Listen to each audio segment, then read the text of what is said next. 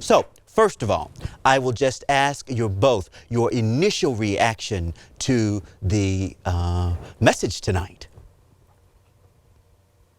Well, it's great to be with you, and great to be with Mayor Tubbs. I mean, I must tell you, I was awed by my friend Senator Kamala Harris's speech tonight. To give that kind of a speech without a live audience and to exude the passion, the emotion, the commitment, both a rightful indictment of the current president and at the same time to tell America who she is, what she represents, how she represents the future of this country. I just thought it was an extraordinary moment. And to know her and to have had the privilege and opportunity to work with her for years just made it that much more special to see a friend make history. It was a remarkable speech. Mayor Tubbs, it was indeed a historic moment. Yeah, I think it was moving. Even the way she started her speech, saying the names of all these American heroes who were Black women, who many don't know about, like Fannie Lou Hamer, Shirley Chisholm, etc. And for her to start her speech understanding that she stands on their shoulders, but we all do, and our democracy does. I thought was very powerful. And I think the message of her speech struck the right tones. It was rightfully indignant at the incompetence and the failures of this current administration, but it was also hopeful for what we can build together. She spoke of her own credentials in terms of her life of public service as a lawyer, then as a U.S. Senator and Attorney General, then U.S. Senator. She spoke about sort of Joe Biden. And I think what folks are going to really appreciate about this ticket and why she's the right choice is that this is a empathetic ticket. It's a ticket that sees all of the American people. It's a ticket that sees we all do better when we all do better. And I think we saw that reflected in the message of her speech tonight.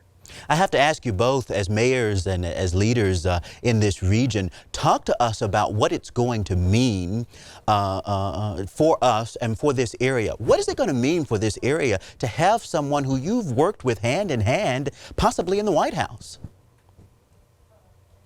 Go ahead, Michael. Well, I think Senator Harris, I remember when I was on city council in 2013, and she was Attorney General, and she would just randomly call me and say, "Are you working on this? Or what are you working on? Did you call this group?" Like, she was always coaching and pushing and making sure I was doing the best I could as a council member. So I think and she's been to Stockton. She's familiar with our issues. So to have someone in the White House who has a familiarity with our area, who sees our people, who understands, as the most diverse city, that issues of immigration are important to us. And she'll continue to fight to make sure kids aren't separated from their families and we have a just immigration system. She's someone who understands that 1 in 2 Americans can afford one $500 emergency.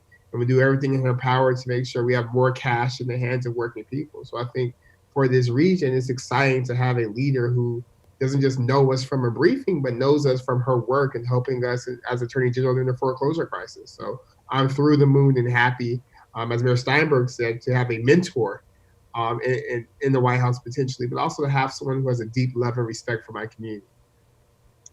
I think I know that Vice President Harris will be good for California, great for California, and great for our region because she does know us.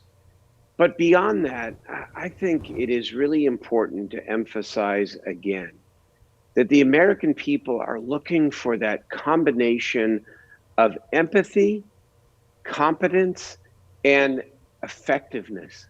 And that's what came across tonight. That's what Senator Harris's career has been about.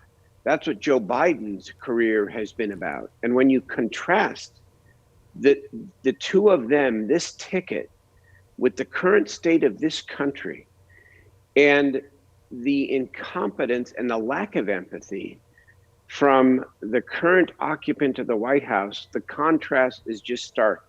And there are some things that just go beyond political parties. I believe in the two-party system. As she said tonight, we have lots of disagreement in our country and in our communities about what specific ideas are the best ideas. But this election is about so much more than that. It is really about the democracy. It's about decency. It's about civility.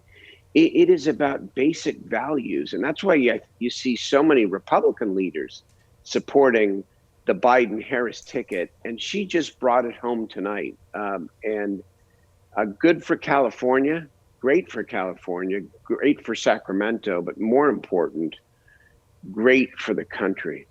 You know, one of the things, I'll ask you both, Politico had an article talking about how, you know, there was a time when Bay Area liberals or liberals from Northern California were kind of a punchline, if you will. But talk about how to say that you are liberal and from this region and from this area, it says something now. There's so many leaders now, and how things have changed in a fairly short period of time. Well, Nancy Pelosi, the Speaker of the House from San Francisco, Kamala Harris, the next Vice President of the United States, born in Oakland, California, and representing California. You know, I think the lesson here is don't be afraid to be who you are, and don't be afraid to say what you believe, because labels are just labels. But the country, it wants the people to be served, and they want attention paid to issues that have too long been ignored, and communities that have been disenfranchised to have a voice. And so it's a beautiful moment to see that transformation that you just described. We now describe ourselves as proud progressives. There's nothing wrong with being liberal. There is nothing wrong with believing that this country is not just for some, but for all. And that's good stuff. It is amazing stuff. Mayor Tubbs, as we look at what's happened, we were just talking about some of the things that we're seeing here in our area. We know all politics is local. Right now, we've got ash raining down on the region. We've got smoke and things in the air. We've got people worrying about their jobs because of the pandemic. We've got the homeless crisis that has been so big all across this region. And we've seen the things that have happened in our area. What do you think should be the biggest thing that people take away? And what's going to be the thing that people want to hear? And did they hear that tonight from Kamala Harris? Yeah, I think I'll start with the latter question first. I think the American people, the people in the city of Stockton, the people throughout this country wanted to hear leadership.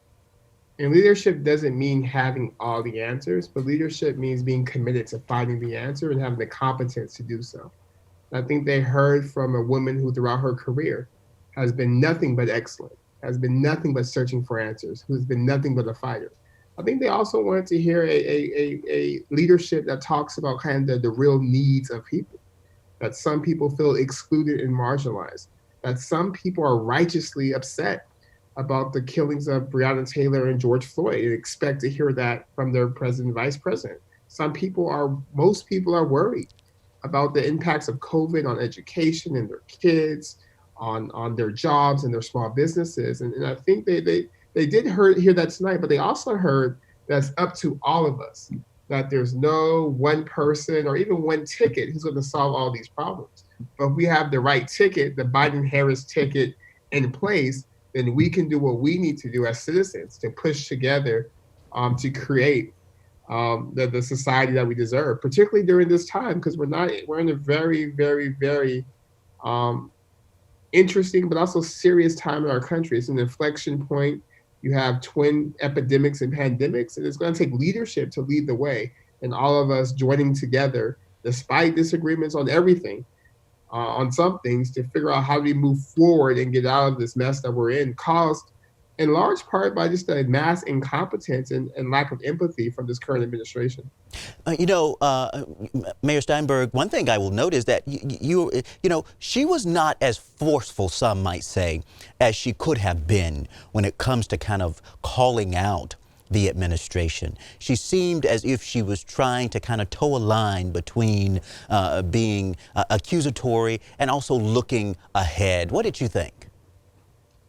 I thought she struck exactly the right balance. I thought that she laid out the case against Donald Trump, but I also think it was important for her, and she succeeded in tremendous ways to introduce herself to the American people in a speech that was undoubtedly watched by tens of millions of people, to talk about her own history, what guides her, her own values, and what she will fight for. And Mayor Tubbs is absolutely right. When she talks about being for the people, that's what's missing from the national government, this president, uh, as we speak tonight. There's no sense of empathy. There's no sense of competence. There's no sense that uh, of confidence that they are going to help us get through this pandemic and the economic catastrophe that accompanies it. And she did exactly the right thing by spending as much or more time talking about what she and Joe Biden are going to do together and who she is and what she will bring to the vice presidency. Okay, I'm going to wrap it up. I just have one more thing. The president, of course, is tweeting. He has tweeted in just the last 15 minutes. And I wanted to have you all react. He says, but didn't Kamala call Joe Biden a racist? Didn't she say that he was incompetent? Why did President Obama wait to endorse what he calls Slow Joe until it was all over, and even then was very late? Why did he try to get him not to run? The president kind of raising these questions. What are you saying? Well, I guess I'll take that one first. I think two things. Number one, it's the mark of a desperate man and a desperate candidate. And I cannot wait for the day, and that day I think will be January 20th, when we have a president who does not seek to make ham-handed policy by tweeting. Twitter has its place, but I will tell you, when Joe Biden is the president, Kamala Harris is the vice president, those communication tools will be used to uplift and to push policy and to bring people together. The people are tired of this show, and I think they've got a good reason now to look to the future and a much brighter future with Biden and Harris. Mayor Tubbs. Yeah, I think it just goes to show the emperor has no clothes. We are 75 days away from the election. An election that's about the path forward, the election that's about ideas, the election is about whether democracy belongs to all of us. And the current occupant of the White House is unable to attack Senator Harris or Senator Biden on policy, is unable to attack them on record, is unable to attack them on competence and ability to do the job. So he resorts to arguments or things that A, aren't true, and B, have nothing to do with COVID-19, have nothing to do with the economy, have nothing to do with our kids not being in school. It has nothing to do with what the American people care about. And in terms of the merits of what he talked about, I mean, it was a debate. Debates are supposed to call out differences. And Senator Harris did what everyone did for a year of Democratic primaries, calling out differences with their opponents. So I think the sign of a great leader are folks that could disagree, but then come together when necessary. And that's why I'm excited to see the Biden-Harris ticket, to show that you can disagree and you can even tell your friends things that they did that you may disagree with.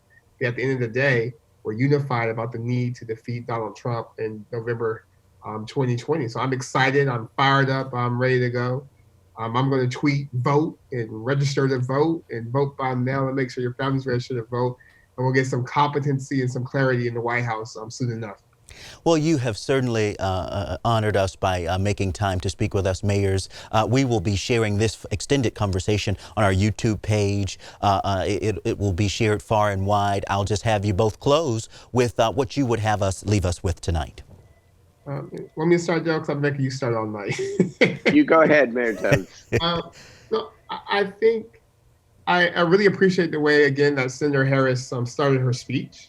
I'm giving homage to Black women who were protesters, who were demonstrators, who were teachers, who were organizers, who are behind the scenes, who are young, who are old, who are ordinary people like me and you. And I think oftentimes and especially at conventions, the attention is rightfully on the nominee and the vice president.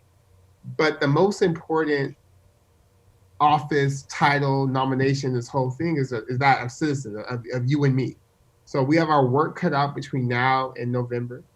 And it's not that we just need you to vote, but we need you. Like, you're important. So because you're important, your vote's important. And we have to do everything in our power to ensure that we have a democracy, to ensure that we have a country, that a leader that we can be proud of, that we do everything in our power to recapture democracy, and then to have the messy conversations about the best way to create opportunity for all people. Mayor Steinberg? Senator, well, first of all, it's important to repeat that our Senator Harris made history tonight as the first woman of color on a major presidential party ticket. And that in and of itself is reason to celebrate. But more important than that, this country deserves better than what we are getting now. And it transcends party politics. We are a decent country.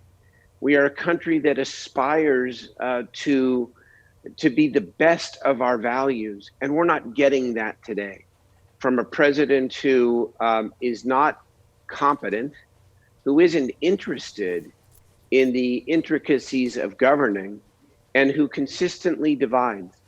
With Joe Biden, we'll hear from him tomorrow night, the decent Joe Biden, and history maker and barrier breaker Kamala Harris as the Democratic ticket. I am confident if we do our part that the country is going to vote for an absolutely necessary change. But it's going to take a lot of work, and we can't take anything for granted. Oh, see, you did it. I just have to say that. I will have you stress that point, that this notion that people think that this is not going to be a cakewalk. You know what I mean? No, that this is going to be, it's probably going to be very ugly. It's going to be very divisive. What would you say to that point? I would say that nobody thought in 2016 that Donald Trump would ever get elected president. And we are still reeling from the shock as a country.